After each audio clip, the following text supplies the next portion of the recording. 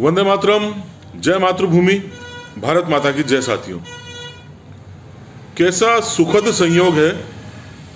फरवरी माह बीते 4-5 दिनों में एक श्रृंखला सी बन गई हमारे उन क्रांतिकारियों के परिचय की जो निश्चित कबीला या जनजाति से संबंध रखते थे। निश्चित ही, जैसा कि मैंने पहले भी कहा, भले ही सभ्य समाज में जो स्वयं को तथाकथित रूप से साक्षर कहता है या धनाढ्य कहता है, उस समाज में क्रांति नायकों का इतना सम्मान न हो, किंतु कबीलाई समाज में, जनजातीय समाज में यदि कोई भी व्यक्ति विशेष अपने धर्म, अपने देश, अपने जाति के काम आता है एवं अपने प्राणों की आहुति दे देता है, तो उसका स्थान, उसका दर्जा किसी देवता से कम नहीं होता। यही कारण है उसे लोक देवता, लोक नायक के रूप में पूजा तक जाने लगता है। अभी 9 फरवरी को ही हमने महान जनजातीय क्रांतिकारी तेलंगा खड़िया की जयंती पर उनके परिचय का वीडियो आपके समक्ष प्रेषित किया। 11 फरवरी को इसी क्रम में तिलका मांझी, इसी क्रम में आज मैं आपका परिचय कराना चाहता हूं बड़े ही हर्ष एवं गर्वानुभूति के साथ शंभुधन फुंगलो का। सुदूर पूर्वोत्तर असम एक ऐसा प्रांत जो निश्चित रूप से जितनी क्रांति की चिंगारी, क्रांति की अग्नि संपूर्ण राष्ट्र में प्रज्वलित थी, उस क्षेत्र में भी थी, क्योंकि शिकारी कोई भी हो, कोई भी खूंखार भेड़िया हो, वो यह नहीं देखता है शिकार किसका है, मांस किसका है। उसको सिर्फ और सिर्फ उसकी रक्त पिपासा से मतलब होता है, रक्त चूसने से मतलब होता है। भारतीय परिदृश्य में अंग्रेजों की भी यही स्थिति थी। क्या अमीर, क्या गरीब, क्या धनाढ्य, क्या शहरी, क्या ग्रामीण, क्या कबीलाई, क्या हिंदू, क्या मुस्लिम, उन्हें प्रत्येक स्तर पर, प्रत्येक क्षेत्र, प्रत्येक वर्ग पर अपना आधिपत्य स्थापित करना था एवं इन प्रयासों में उन्हें भारतीय जनता का शोषण करना था। निश्चित रूप से असम प्रांत भी अछूता नहीं था। असम के कबीला क्षेत्र, जनजातीय क्षेत्र भी अछूते नहीं थे। ऐसे ही माहौल में जन्म होता है महान क्रांतिकारी शंभुधन फुंगलो का। ग्राम लकर, जो कि उत्तर कछार असम में था, फागुन पूर्णिमा को 1850 ईस्वी में। डिमासा जाति से इनका संबंध था। माता का नाम कसांदी देवी एवं पिता का नाम द्रेपेंदाव फुंगलो।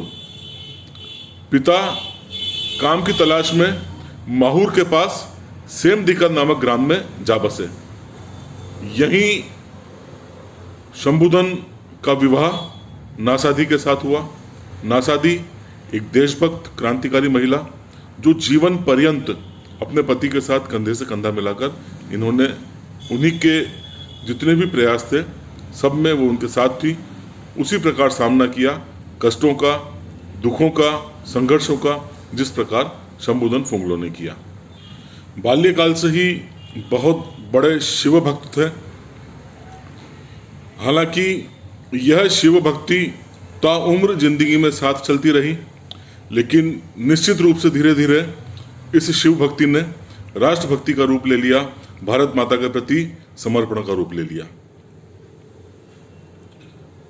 शिव भक्ति का बचपन में यह आलम था। दियुंग नदी बहा करती थी, वहां पर दियुंग नदी के किनारे इन्होंने कई कई दिन तक ध्यान मग्न रहकर तपस्या की, इस जिद में कि जब तक शिवजी दर्शन नहीं देते हैं तब तक मैं अपनी तपस्या भंग नहीं करूंगा। शिवजी प्रसन्न होंगे, ऋषि मुनियों की भांति हट कर बैठ गए, तभी मैं अपनी तपस्या की पूर्णाहुति करूंगा। इतना समर्पण ईश्वर के प्रति।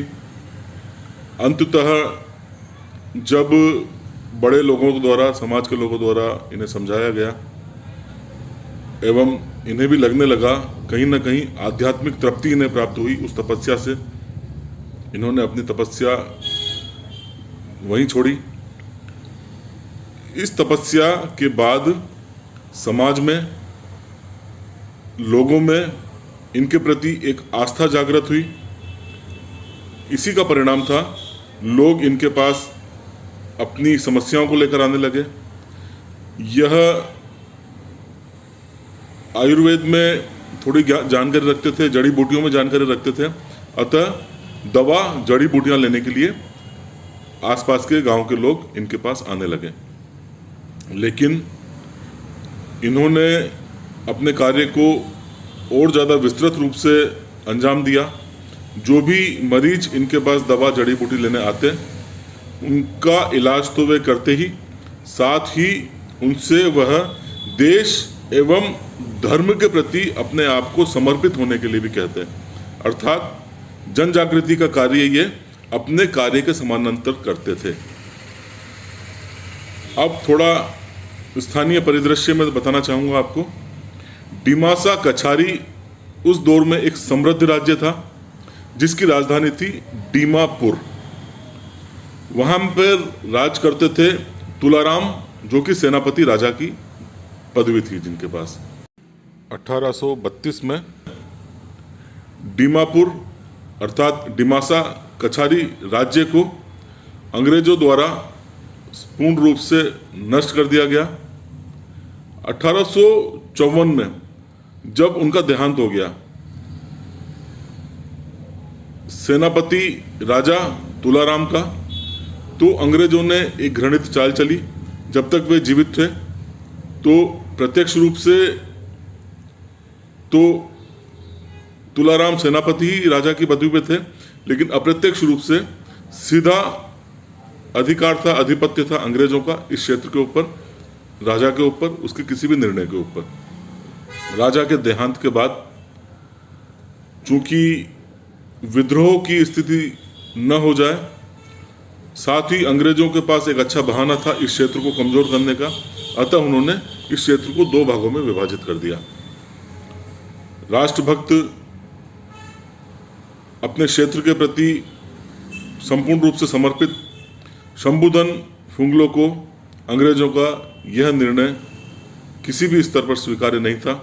शंभुधन अत्यधिक कुपित थे, क्रोधित थे इस निर्णय के प्रति, अतः उन्होंने एक क्रांतिकारी संगठन की स्थापना की एवं संगठन निश्चित रूप से संपूर्ण संगठन जितने भी क्रांतिकारी संगठन हुए उन्हीं की भांति इनके संगठन का भी एक ही कार्य था, ज़्यादा से ज़्यादा लोगों को एकीकृत करना, अंग्रेजों के विरुद्ध में अस्त्र शस्त्र संपन्न करना, प्रशिक्षण देना। माई बांग के रणचंडी देवी मंदिर में इन्होंने नवयुवकों को प्रशिक्षित करने का कार्य करना प्रारंभ किया। धीरे धीरे जब युवक प्रशिक्षित होते गए तो जो प्रशिक्षित युवक थे उनको जिम्मेदारी दी गई कि अन्य क्षेत्रों में प्रशिक्षण का कार्य करें। इस प्रकार संपूर्ण कछार क्षेत्र में गांव-गांव में नवयुवकों को आज़ादी के लिए अंग्रेजों के विरुद्ध प्रशिक्षित किया जाना प्रारंभ किया। इस प्रकार एक बहुत ही सशक्त फौज उस तमाम क्षेत्र में शंभुधन फुंगलो के नेतृत्व में तैयार कर ली गई। अब जिले में जब इस तरह की हलचल देखी गई अंग्रेजों द्वारा, तो उन्होंने भी अपनी तैयारी प्रारंभ कर दी, क्योंकि अब चूंकि प्रशिक्षित नवयुवक चप्पे चप्पे पर तैनात थे अंग्रेजों का सामना करने के लिए, उन्होंने अंग्रेजों की नाक में दम कर रखा था। हलचल की स्थिति थी, अतः अंग्रेजों द्वारा इस क्षेत्र में मेजर बोयांड नामक एक क्रूर अधिकारी को नियुक्त किया गया, जिसका कार्य सिर्फ एवं सिर्फ इस क्षेत्र में गरीब जनता का शोषण करना एवं शंभुधन को संतुलित करना था। अब इसने शंभुधन की शक्ति को कम आंकने का एक गलती कर दी एवं बिना तैयारी के आते ही शंभुदन पर हमला कर दिया, किंतु इससे बहुत ही शीघ्र इस बात का अनुमान हो गया कि शंभुदन को आसानी से उसके क्षेत्र में नहीं पकड़ा जा सकता है। माईबांग का क्षेत्र क्योंकि शंभुदन के बहुत ही ज़्यादा जकड़ में था, अतः उस क्षेत्र में घुसकर शंभुदन को पकड़ना नामुमकिन है। अतः 1882 में पूरी तैयारी के साथ एक बार पुनः मेजर बोयांड ने शंभुदन के शिविरों पर हमला किया।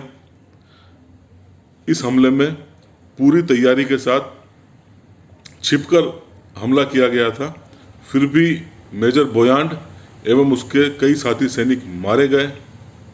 यह शंभुदन फुंगलो की बहुत बड़ी विजय थी एवं क्षेत्र में इस घटना के बाद उसकी ख्याति बहुत ज़्यादा फैल गई।